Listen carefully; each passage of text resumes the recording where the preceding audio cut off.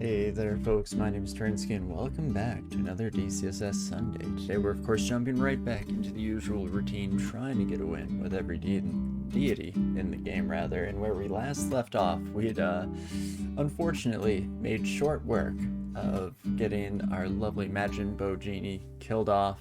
Unfortunately, Ignis will have to wait for another day, but hey, leaves us wide open to start off whatever type of run we feel like today.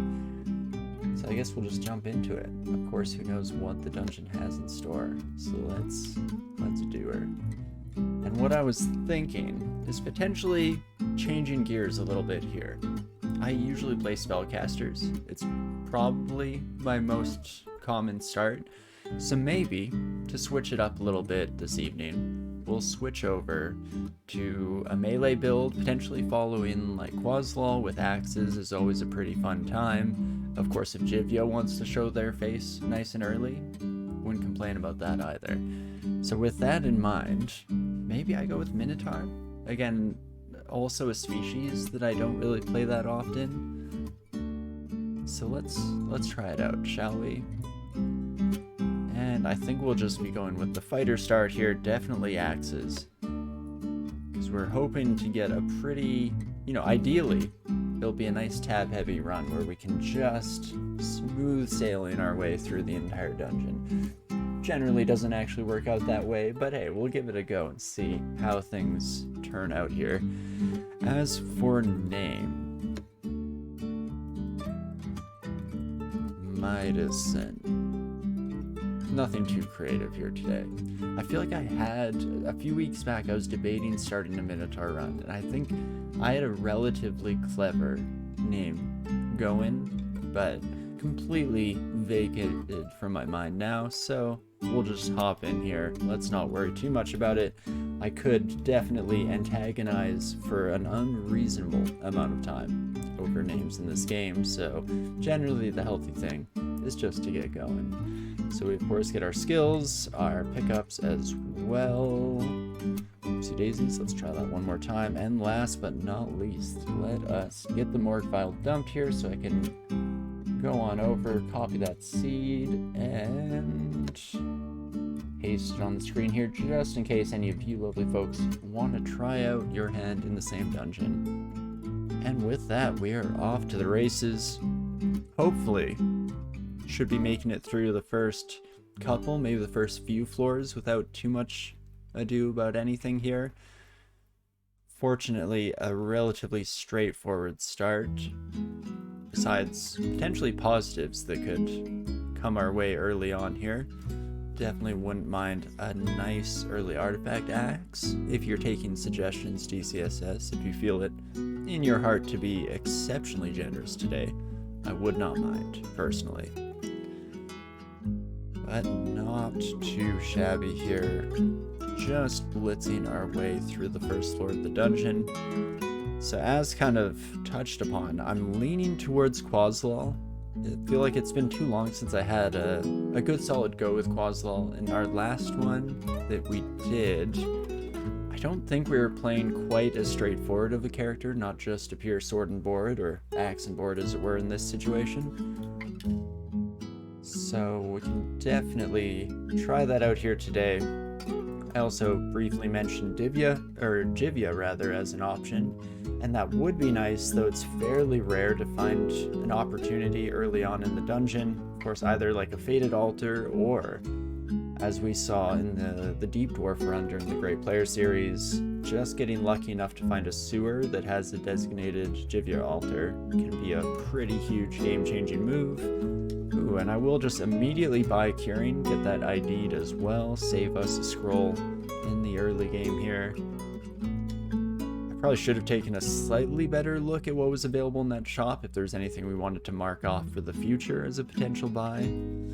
I guess if I look up shop, there is not going to be a lot else.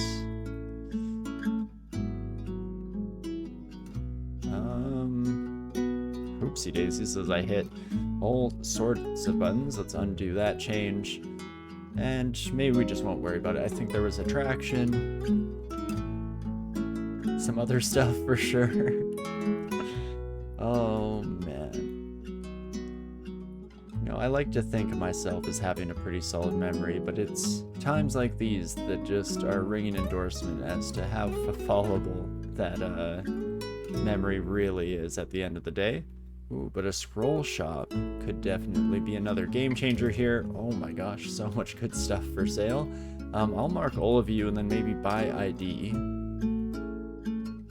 I'm tempted to buy the second, but we'll wait off or hold off just a little bit here because we're super close to being able to afford that blink scroll, and having that not only ID'd but having one in our inventory early on could be a pretty huge advantage moving forward here. I was hoping for heal wounds in our first couple of potion IDs here. We'll give it one more go. Fantastic. And with that, we should be fairly good to just swap over to IDing scrolls. Oh, oops. Let's not keep equipping ourselves. Though I wouldn't be too worried about a rat coming in and scratching at our toesies while they're... I was going to say while they're exposed, but I guess the whole point of putting on that armor was to change that. And we're already there, so let's run back to the shop, immediately pick up that blinking. Joins another blinking scroll that we already had in our inventory, so that is fantastic. And already a couple more IDs while we're at it as well. So let's just keep the train rolling down the tracks here, shall we? And we did, in the end, get a fairly successful few floors. No real issues whatsoever, as we were, you know, expecting, hopefully, wouldn't be the case. And we're just heading off in a single direction now. I was hoping to see the message, and we do now. A distant avalanche, but not very distant, so that is fantastic. Oops, let's not pin that, and instead just remove it. Fantastic. I guess maybe we're on the eastern side of the map and it opens up this way, or not. Never mind. Honestly, just embarrassing for me to even suggest such a ridiculous claim. And slow hiss of an avalanche of sand, so we're getting closer and closer, and in fact, I guess there it is. So not too much of a cliffhanger at the end of it all. And that is a wonderful selection of goodies, so let's just mash our way through this section. I'm thinking we should, for the most part... You know, I was gonna say just kill everything. Turns out water moccasin zombies. A little bit tougher to deal with here. 8 potential damage on those sons of guns. I mean, we can redline this a little bit. We know we're not in one-hit territory, so I can kind of get away with it. Now, it's right on the cusp. I probably should heal up. But let's see if I can make it through.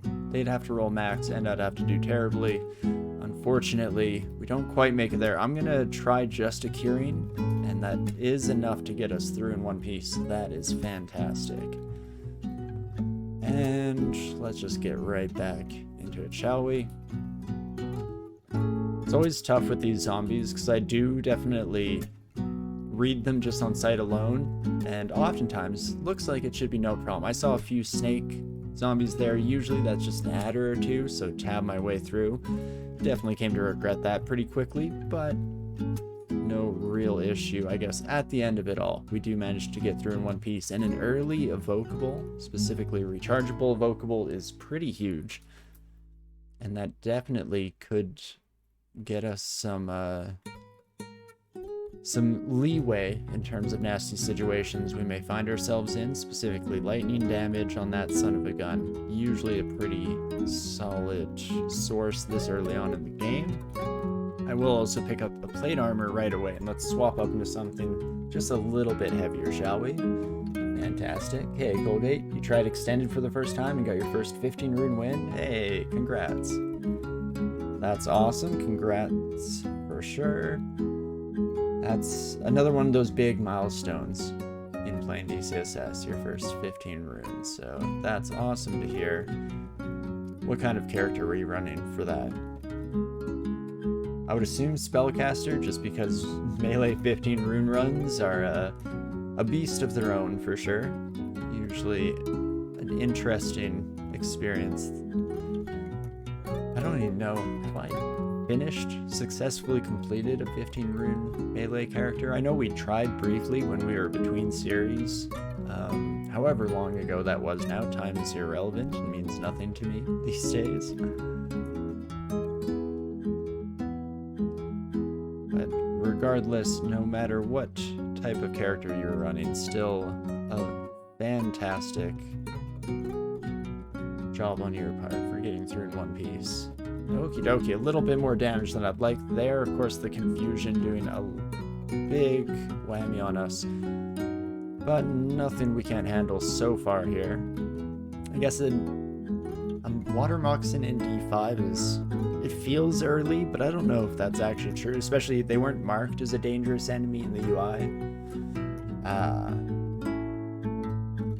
Hello, my lemur friends. This is one of the big downsides to not only axes, but Minotaur.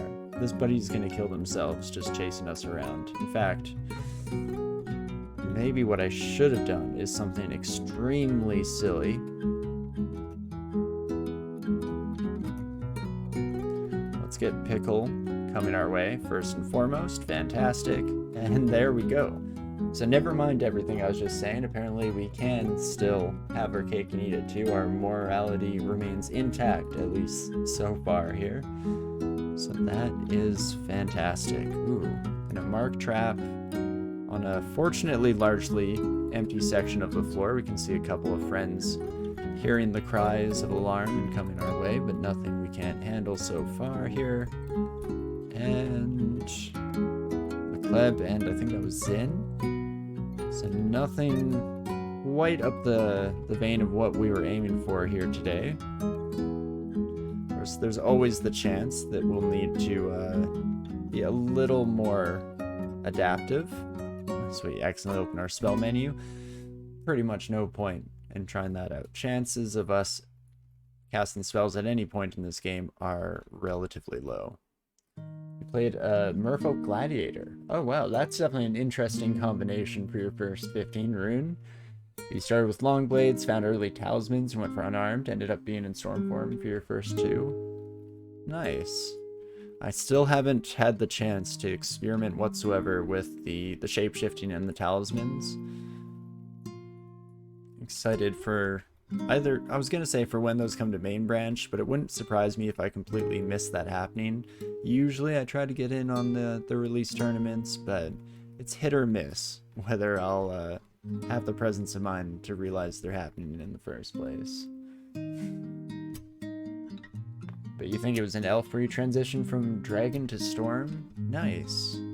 I'm definitely a stalwart dragon form user, even though it's not always the best option for the character.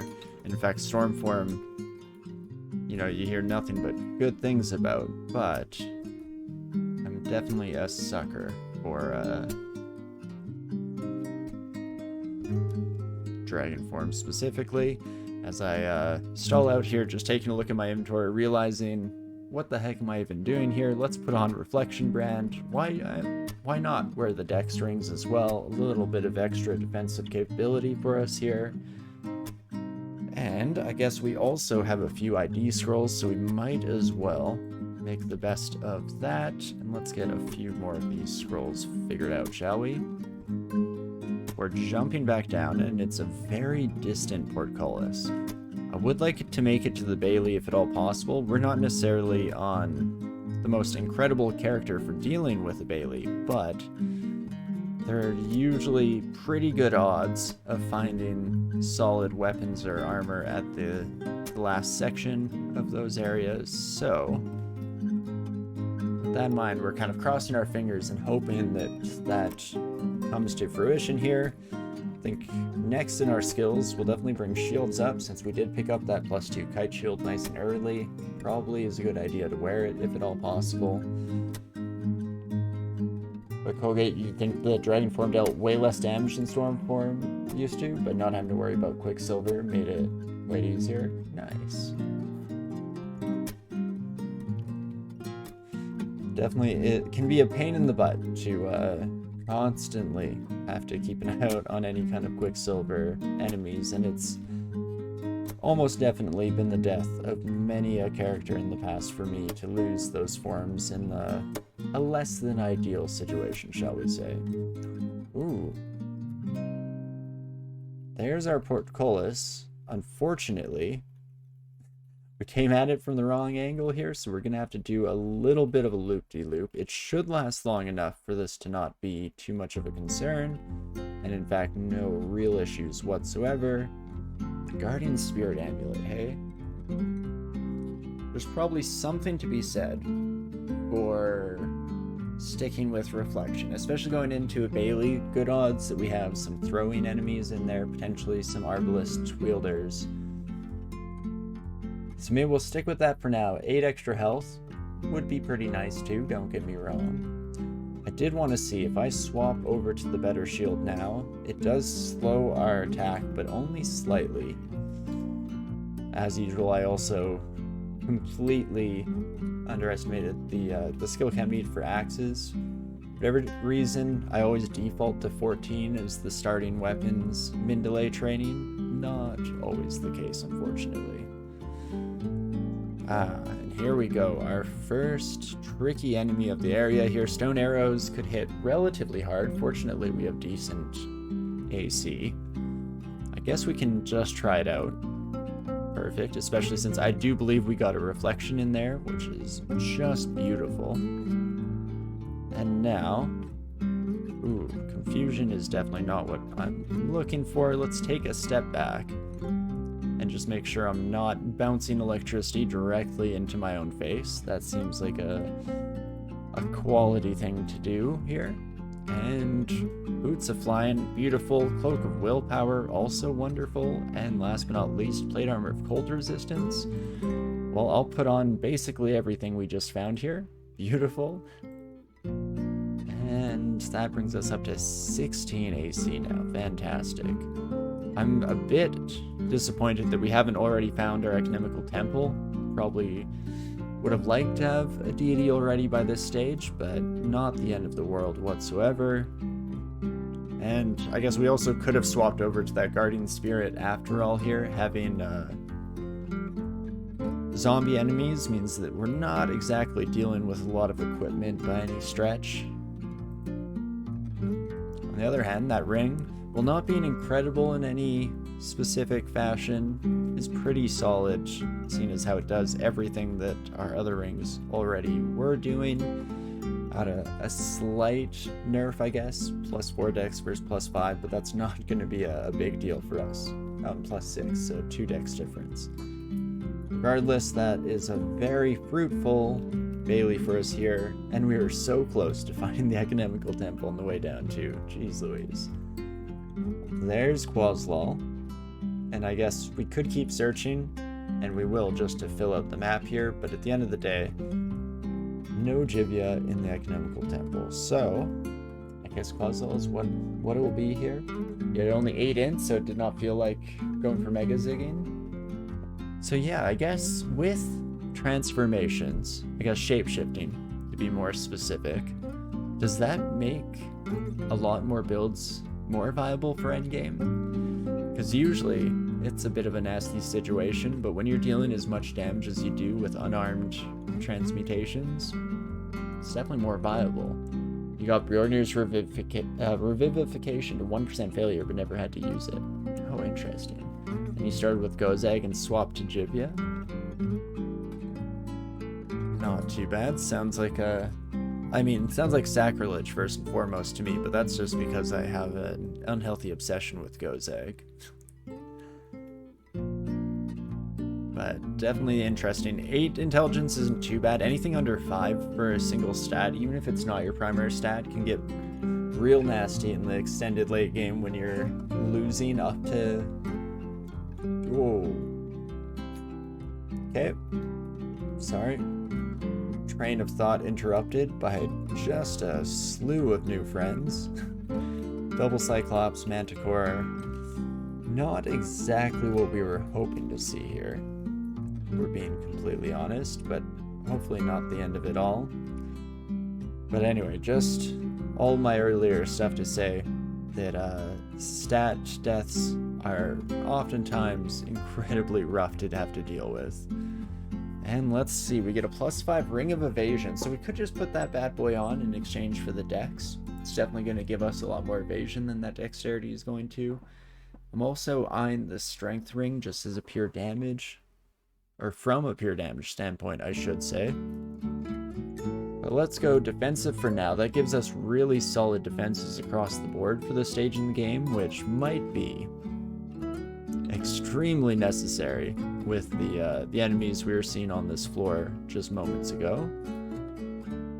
I think that orc hit me with threw a dispersal rather, reflected it back at them, and so it killed them and teleported them all in one fell swoop. Oops, that's not the stairs I would have been aiming for, game. Let's just pedal back for a second here. Geez, I guess we're quite a long hike away from the relative safety of the stairwell here, but that is fine. I don't think that buddy will fall down the pit trap without me being in sight, but regardless, we'll just play it on the safe side here. And there you are. Fantastic. And let's see, one Cyclops, not too shabby. Multiple might still be a problem, so I don't want to get too confident at this stage, still early days. Hey Connells, I am having a pretty fantastic day, thanks. It's been a nice quiet Sunday, which is usually what I'm aiming for, especially after having quite a interesting, very hectic week prior to the weekend here, so it's been nice to get a little bit of time to take it slightly easier than I have been over the last long while here. I always want to say just, last couple days, and then I think back and start doing the math, and it usually ends up being quite a bit more than that. But time flies when you're stressing out of your gourd, I guess.